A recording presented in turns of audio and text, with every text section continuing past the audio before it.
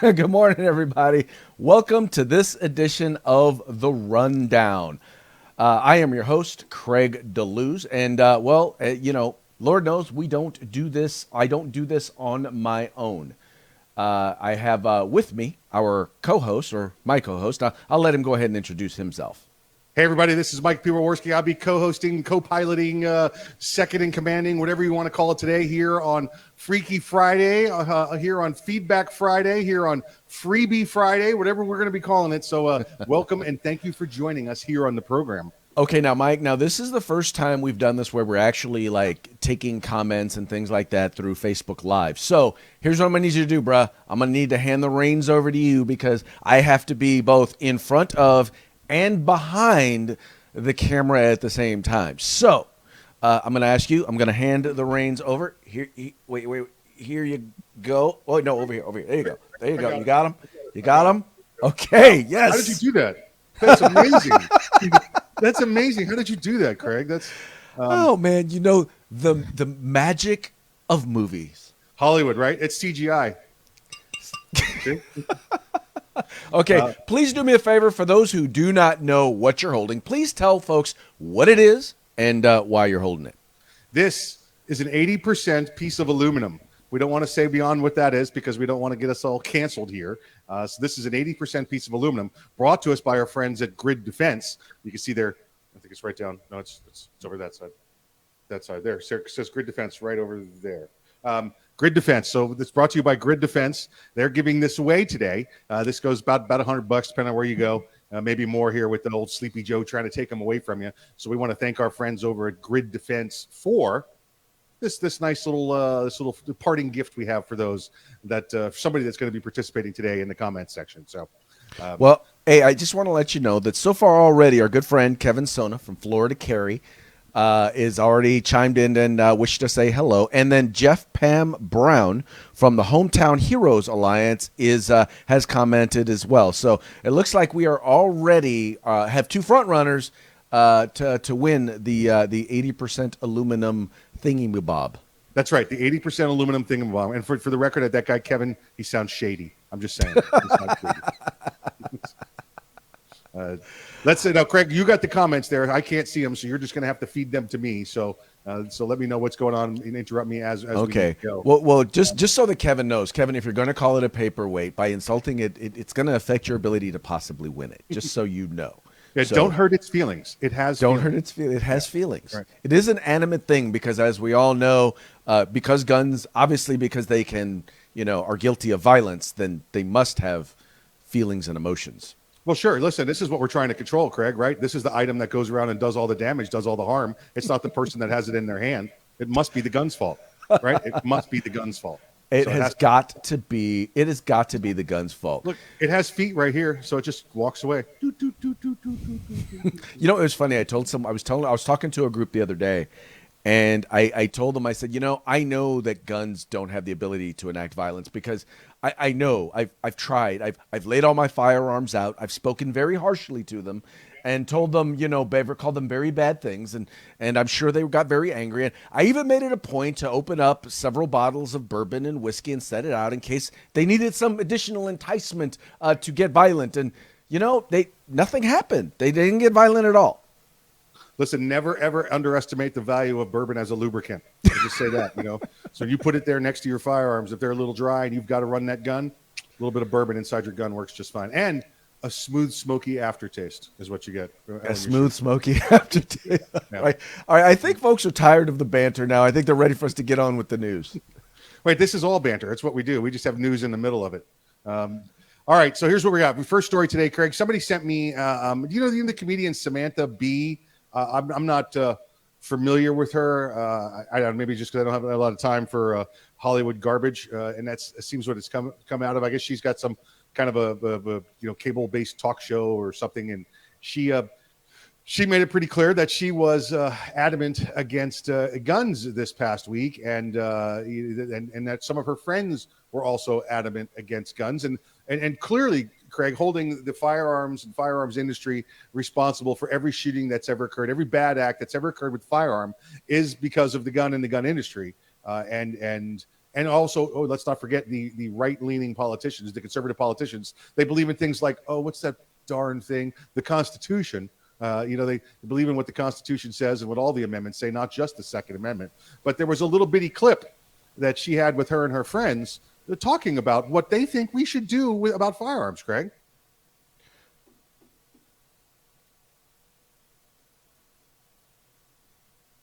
I want to talk about why the we aren't doing anything to change things.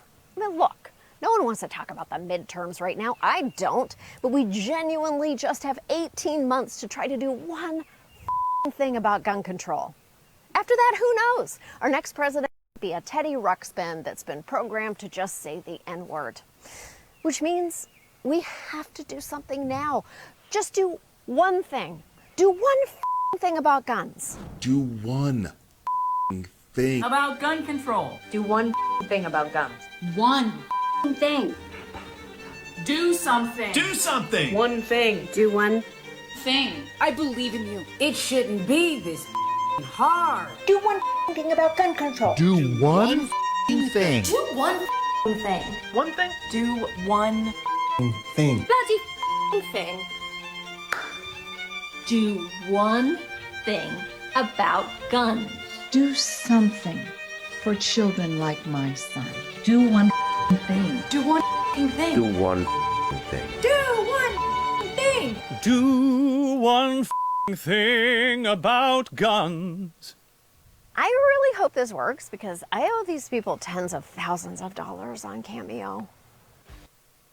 Okay, let's be clear.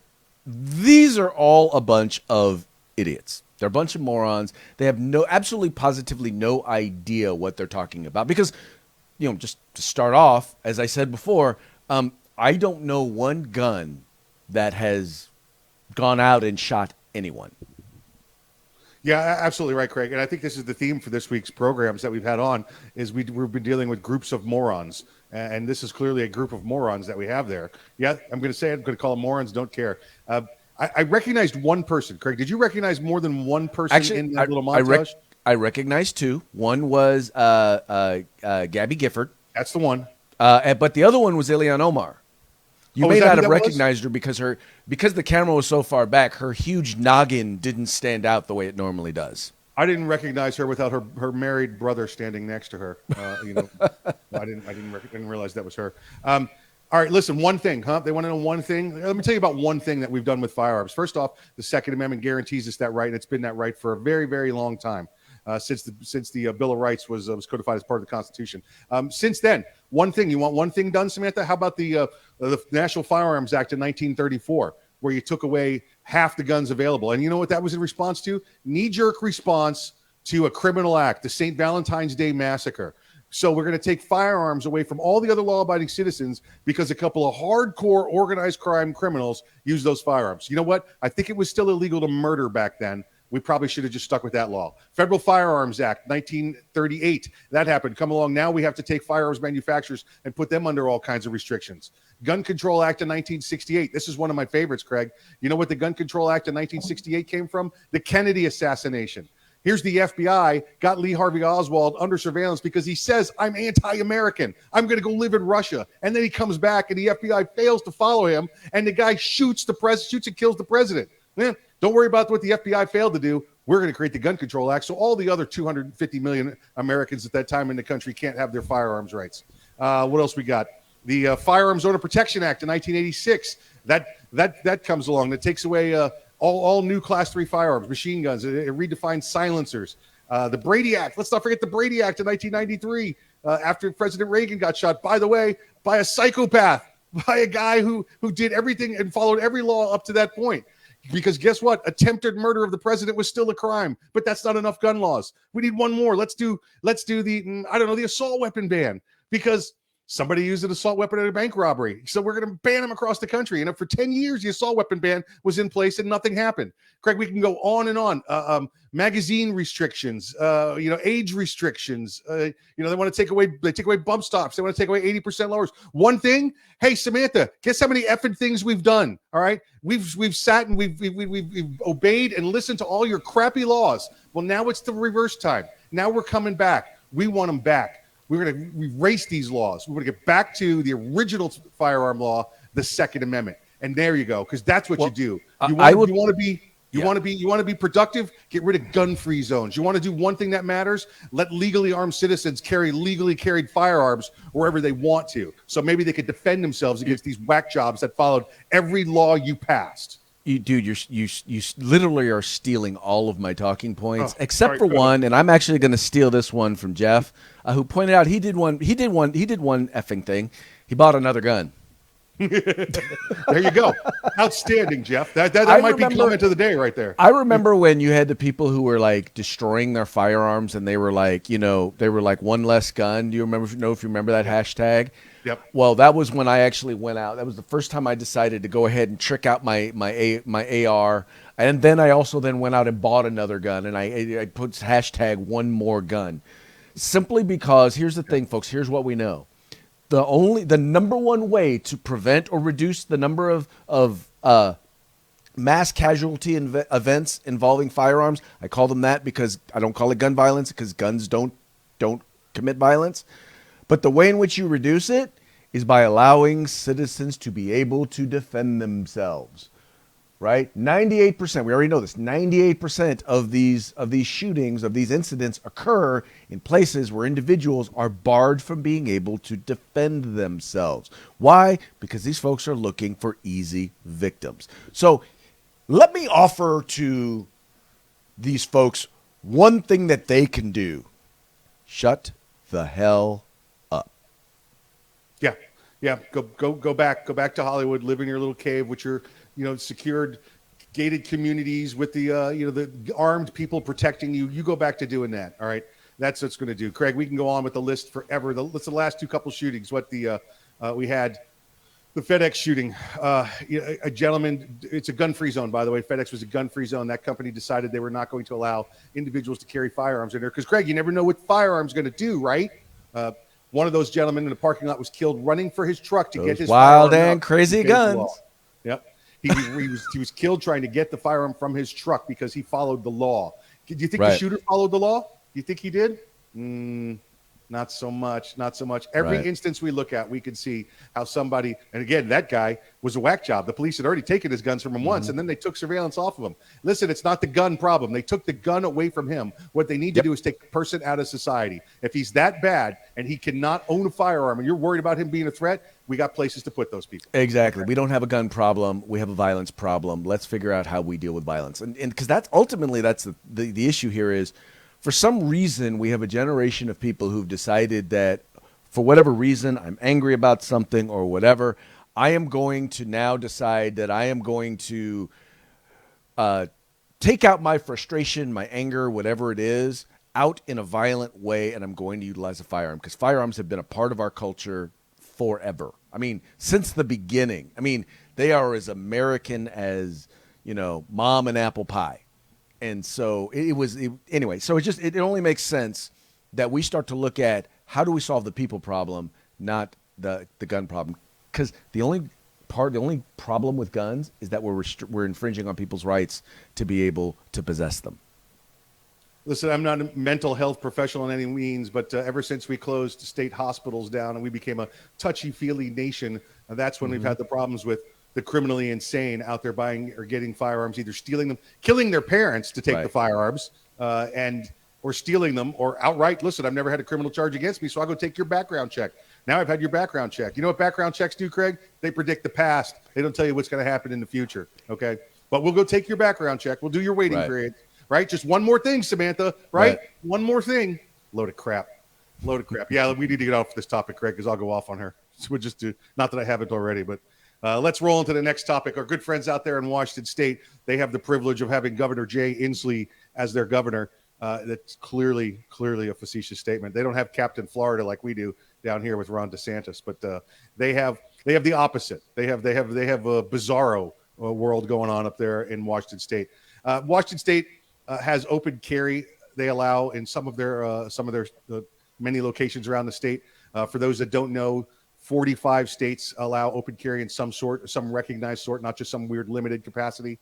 It might be switching 6 to 46. South Carolina is making that move pretty fast to allow open carry there. But Washington State, you could open carry your firearm in Washington State. Now, I know for those of you sitting in one of those 5 states that doesn't have open carry, that seems like a horrible idea. Oh my God, people wearing guns on their hips. I could tell you somebody that travels the country, does Second Amendment things all over the country. The only time I've ever been questioned when I open carry in one of those open carry states is something like, hey, cool, man, what kind of grips are those? Hey, what kind of holster is that? That's pretty nice. It becomes normal. And again, I know I'm sitting here in Florida, one of those states where open carry is strictly verboten. It is you get the police called on you if you open carry, because everybody in Florida is known for 100 years.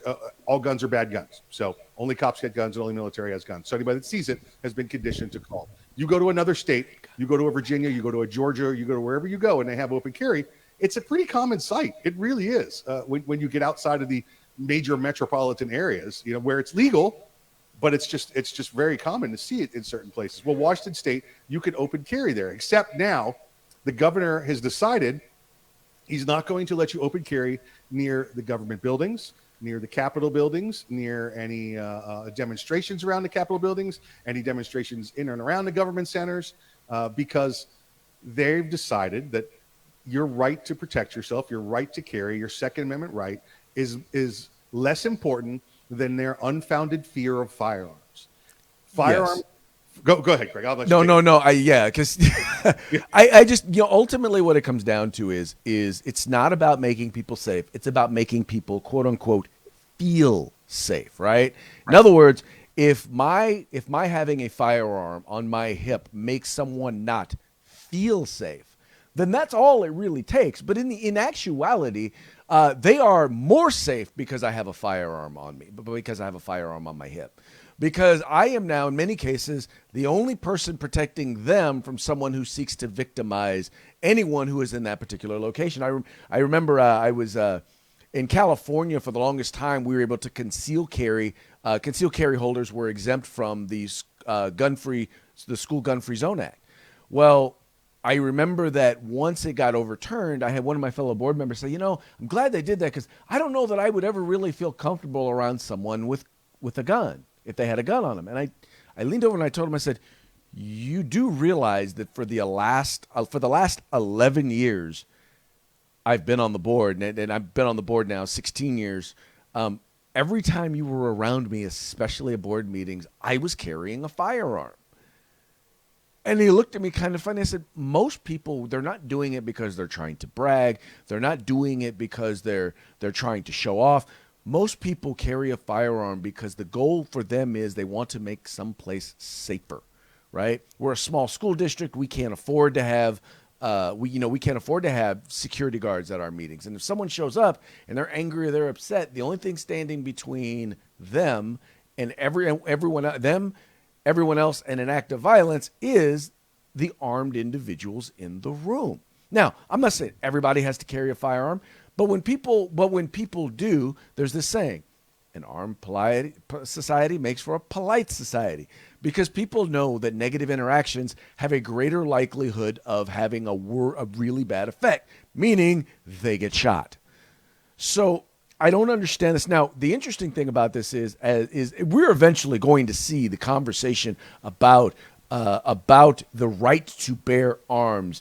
The Supreme Court has finally taken up a case where they're going to have to hear this, where they're going to have to discuss this. And we're finally going to find out after, 11 years after McDonald or, 13 years after Heller, we're finally going to get the Supreme Court to rule on the right to possess a firearm for self-defense outside of the home. Yeah, absolutely right, Craig. And we'll be looking forward to that case. We'll see. And I think that's got the ability to grow legs in many different directions, with establishing and giving back Second Amendment rights. Let me throw a couple more open carry stats at you just here before we head away. And I know those of you setting out in those non-open carry states, it's troubling you. And then those of you that are against it, it's troubling you. Let me just give you these couple of pieces of information out. Craig, the one I hear all the time is, well, if I'm open carry, I give up the tactical advantage. I don't know how. I mean, you have your gun dangling on a string. What are you doing? If you're carrying your firearm and you're responsible, you're carrying it in a good holster. We have a saying: "Friends don't let friends carry nylon holsters." Not just that. Clearly, if you are not one, you need to make sure you have good equipment. But number two, you need to make sure you have situational awareness. If someone gets close enough to you to grab your gun, you got a problem. Well, exactly right. And this is the point continuing to make. There's been, when you look back through history, and the last 10, 15 years is when I've taken down and I've done all of this, the analytical research. You see daily concealed weapons carry holders get in some sort of a shootout, whether it's at a gas station, a liquor store, wherever it happens to be, because they're an unknown. They're an unknown. The bad guy can look and do his assessment and know that just looks like some average guy. If you got two people standing across the street from each other and the bad guy decides, I'm going to go steal one of their watch, you think he's going to take the guy that's standing there with his hands crossed over his shoulders or, in front of him? Or is he going to go after the guy carrying a 1911 in a Super Tuck holster? Guess what? He's going to go for the weaker target. Bad guys are not looking to die. Okay. They're looking for $20. All right. They're not looking for the gunfight. They're looking for the easy way out. There's been 5 instances. I've been able to find 5 instances over 10 years of open carry people being involved in a shooting or being involved in some sort of a crime. I hate to interrupt you real quick. I want to give a quick shout out to Nisha Newton from Legally Armed in Detroit. Is in the chat room. So, I just want to make sure we give you a shout out and say thank you for tuning in. I keep forgetting. I can't see the comments, folks, on my end. So, Craig, you got to interrupt me with the comments and everything because I definitely don't get to see them. So, that's a technical glitch we're working on this end. It's probably my fault. I'm on an old TRS Commodore 64 here, so it's hard to get things done right. So, open carry, it goes on many places. It's not a tactical disadvantage. Look at police officers; they carry open carry every day. Kevin actually beat you to the punch on that when he actually made that point. Kevin Sona pointed out, then why do cops open carry if it's so dangerous? Yeah, absolutely right. It does. And listen, when you open carry, like you said, Craig, you have to be hyper vigilant. You have to be looking around. But nobody's walking into the bank and shooting you as the open carrier first before they rob the bank. They're not there to be involved in murder. They want the cheap fix. They want the cheap money. They want to get the hell out. Okay, that's what it's there for. All right, listen, I could go on an open carry forever. I'm just saying all the disadvantages that you hear about it are just the stereotypes that you've heard, and you could usually root that back to somebody that's from a non-open carry state with all of the prejudices they've heard about open carrying. So let's go to ghost gun sniffing dogs. By the way, Craig, this is an 80% ghost. You can only see 80% of it because there's no. So that's an 80% piece of aluminum. Ghost gun sniffing dogs. This sounds to me like a giant waste of manpower, a dog power, an investment.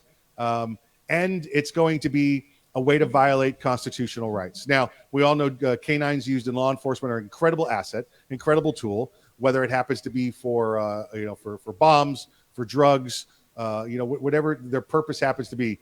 They're incredible tool for patrol techniques, for saving the officers, for the dog gets to go first before the cop goes in. So it's incredible tools the canines been in law enforcement and military for many years. Well, now they've trained dogs out in California and one of the sheriff's offices out in California, and so they can sniff ghost guns. Well, Craig, let's tell people what the difference is. I'm gonna let you do this because you're in California. What's the difference between a ghost gun and a regular gun? A serial number. That's it, folks.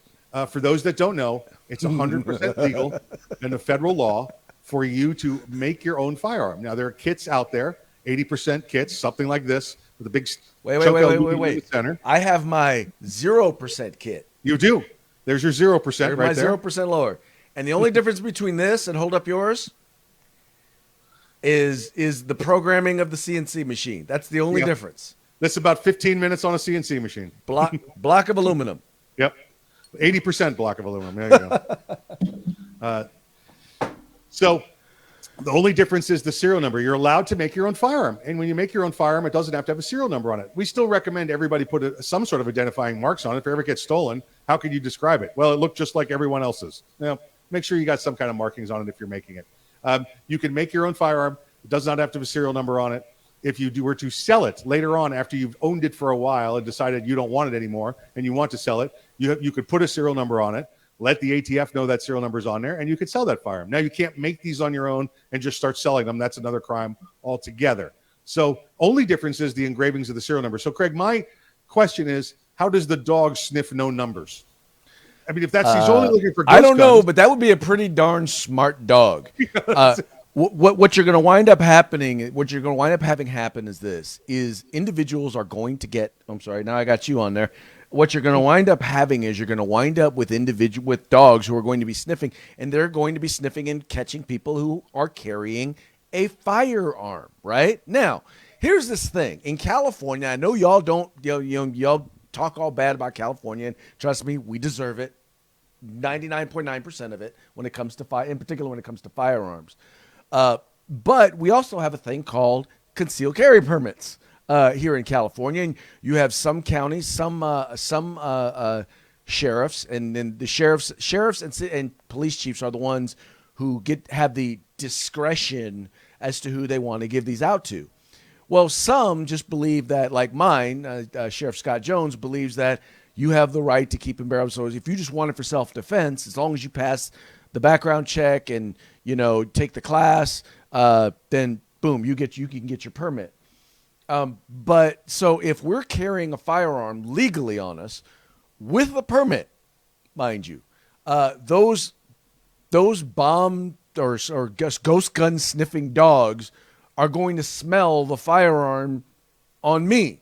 Now, there's already at least some legal precedent. At least there's one in Pennsylvania, and I think there's more that are going to be coming up the road that basically says, look, just because you are in possession of a firearm doesn't mean that you are committing a crime, right? So in other words, you're going to have officers who are going to say, you have a gun on you, I need to search you, or you have a firearm on you, do you have a permit?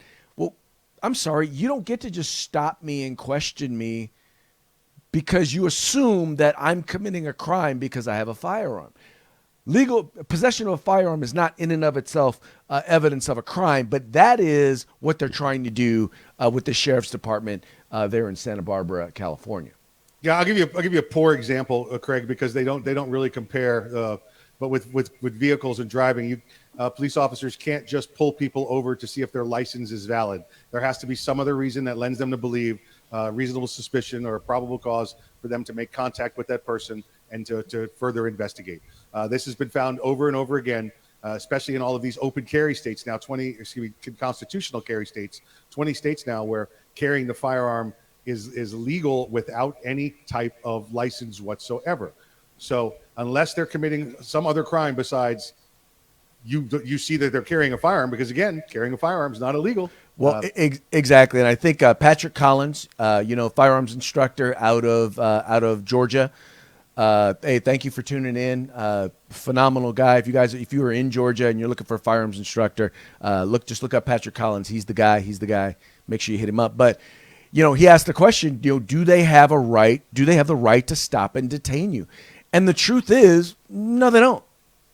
They don't have the right to just detain you simply because once again, now, I would venture to say that I wouldn't put it past some law enforcement to actually do that and try and get away with it. But I happen to know some folks who would sue the snot out of them. Yeah, let me say this. That's going to vary for the most part, state to state. Make sure you check and know your local state laws. There are some states, when they went to open carry, when they went to some form of constitutional carry, that was written into the law that the officer can stop and ask for the ID. So they gave up the ability to open carry.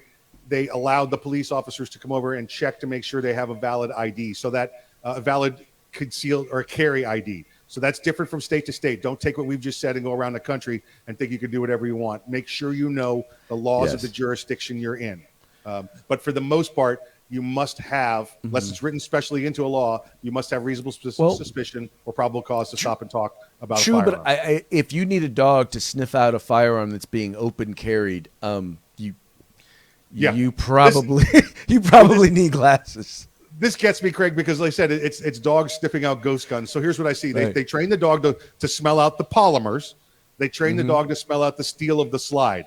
So they can do that. So once the dog gets to that point, now the dog goes, I'm sensing no serial number. And then the dog goes in. I mean, it's just like you said.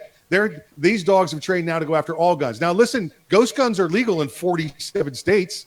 Guns without serial numbers. It's the 3 states that you can't have them, that this is becoming an issue. You see all the time the stats out of California, Right. 47 illegal guns were seized. No, they'd be illegal in 47 other states. It's crazy. Right. And so they say that 30% of crimes involve ghost guns. Yeah, almost all of those 30% are possession of a firearm without a serial number. But Yeah. dude, we've been lingering on this one for a Yeah. while, and we kind of Yeah. gotta we gotta kind of move on.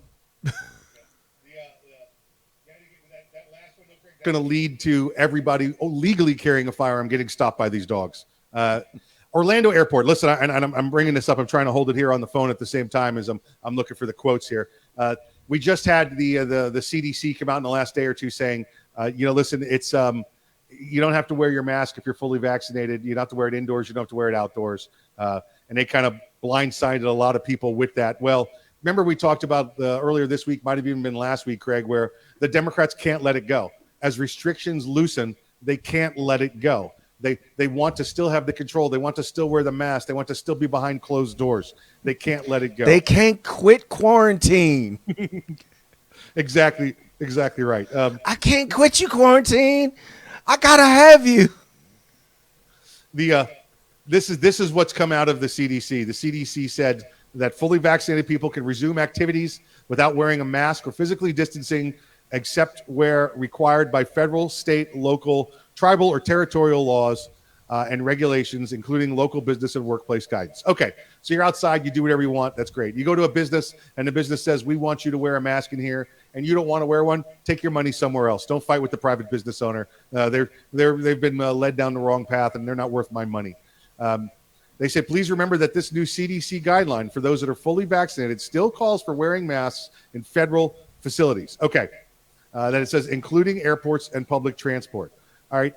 Airports. Let me tell you about airports. Airports are both state and local and federal. It's not until you get the TSA line, where you get to where the TSA controls the restricted area of an airport, that becomes the federally controlled portion of the airport. Now, that usually includes the runways and the terminal areas. But you go over to the cargo areas, or you go to the baggage areas, you go to the ticket check-in areas, that's local control. That's where you see your local police. All right. They run that. So the Orlando Airport has decided that they want you to not quit the quarantine. Please remember that the new CDC guideline for those that are fully vaccinated still calls for wearing masks in federal facilities. Guess what? Your airport has never been a federal facility. You are not a federal facility. Nope. You're an airport that has federal law enforcement oversight. You're not a federal facility. You're owned by the city or the state. There are no airports out there owned by the federal government. But you want to reword this and rewordsmith it so you can get everybody to continue to quarantine. By the way, the governor in Florida has said, we'll have no proof of vaccination papers here, and anybody that asks for one is going to be guilty of a crime. Please show me your papers. Yeah, the Orlando Airport's doing the exactly right. I'd like to see your papers. And the governor has said, oh, you want papers? Guess what? They're throwing a cruise line out of the state. Norwegian Cruise Lines is getting thrown out of Florida because they said, we're not letting people sail unless they have vaccination papers. And the governor said, come on, dock here and ask for them. See what happens. Well, You're going to be in a really big tow truck because we're going to impound that ship, by the way. Well, and here's the interesting thing. So we not only have to worry about states that are against freedom and liberty. Like here in California, our governor's really kind of wrestling with this now because he's always been saying, I'm going to follow the science, and he hasn't followed the science one bit. But he's always saying, I'm going to follow the science. Well, now the CDC is saying, well, if you're fully vaccinated, you really don't need to wear a mask anywhere. So is he now going to remove the mask mandates that has over the entire state of California? My guess is no, because guess what? He can't quit the quarantine. But not only do you have entire states that have to deal with this sort of stupidity and madness, but then you have in free states like Texas or like Arizona or like Florida, you have these major metropolitan strongholds of liberal leftism that are basically refuse to let go. And here's the thing. In their case, it's not about quitting the quarantine. It's about the fact that they have a measure of control over you. And they don't want to let go of that control. They still want to be able to force you, even though it's almost like a little Pavlovian fetish they have. They just can't seem to let it go, despite the fact that the science largely has never supported most of the decisions that they've made. Fear and control, Craig. That's what it's about. Fear and control. The governor in the state of Florida here, Captain Ron DeSantis, said that listen, we're getting rid of all our restrictions, folks. Either you trust the science or you don't. The vaccines work or they don't. You've got everybody vaccinated up. Right. So guess what? No more mask requirements. You trust it or you trust the science or you don't. Threw it right back in their face. And they just backpedaled, went blah, blah, blah. As David Wilcox said in our comment section, he called them virus junkies. And then here's the thing, David. They're not virus junkies. They're control junkies. The virus is just a tool, right? Just like a firearm is a tool that evil people use. The virus is just a tool that evil people, that tyrants are trying to use to control you and I. And I think that pretty much leads us into our parting shot, doesn't it? It does. All right, so check this out. I don't know if you guys have seen this tweet yet, but it's another Joe Biden, corn pop moment. Check it out. The rule is simple. Get vaccinated or wear a mask until you do. The choice is yours. POTUS. Choice, Joe. What choice, Joe? Is that some sort of a legal doctrine there? Or Joe, if I don't wear a mask, do I go to jail? If I don't have my vaccination, if I don't submit myself to your vaccine? I've never been sick a day in my life, but now you want me to get a vaccine? I've never had a flu shot in my life, Joe, because I've never been sick. But now you want me to get the vaccine? Now you want me to wear this mask? Joe, I'm not sure. What choice is mine? What choice? It makes you sound like an ultimatum, Joe. It doesn't sound like guidance from my chief executive. Well, you know what? Patrick Collins had an interesting point. Maybe the next thing is going to be a tattoo. If you've been vaccinated, you'll be required to get a tattoo that shows that you've been vaccinated, and that way, right here on your arm, they're going to give you a number. They're going to give you a number on your arm to know whether or not you've been vaccinated. That happens somewhere else with very, very bad results, I believe. It did. For 6 million people, it was very bad results. Very, very sad. Very, very sad. Hey, folks. All right. So I just wanted to mention, well, yes, we do want to talk about that. Now, how and when are we going to determine who the winner is? I have in my mind who I think the commenter of the day is.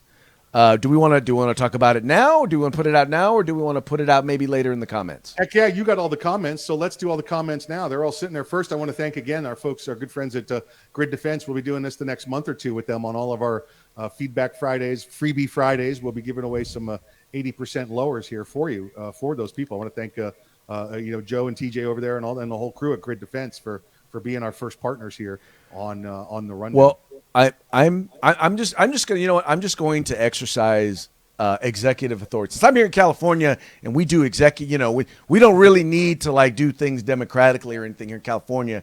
Just the person in charge, and since I'm the one pushing the buttons and switching the needles or whatever you want to, flipping the levers. That's it. I got to say, so far today, Jeff Brown is our commenter of the day. He's the one who had at least the comments that tickled me the most. So, Jeff, do me a favor. Go ahead and DM me. Get us your information, and we'll work to get you your 80% paperweight to you.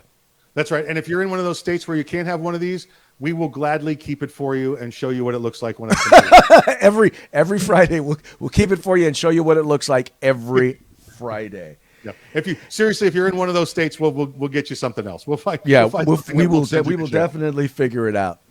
In any case, folks, that's going to be it for this edition of the Rundown. Now, here's the thing, folks. Look, we're doing it live now on Facebook. We want to be able to run this live on YouTube as well. But here's the thing, folks. We got to get YouTube up to 100 subscribers. So if you're watching this on Facebook, flip over to YouTube and make sure you subscribe.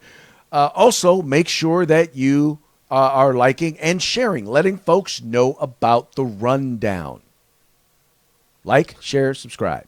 Like, share, subscribe. Like, share, subscribe. Thanks for joining us. We'll see you again on Manic Mondays edition. And listen, tell your friends, because next Friday could be another one of these. In fact, it's this one right here. All right, folks. Hey, y'all have a good weekend, and we will talk to you again real soon.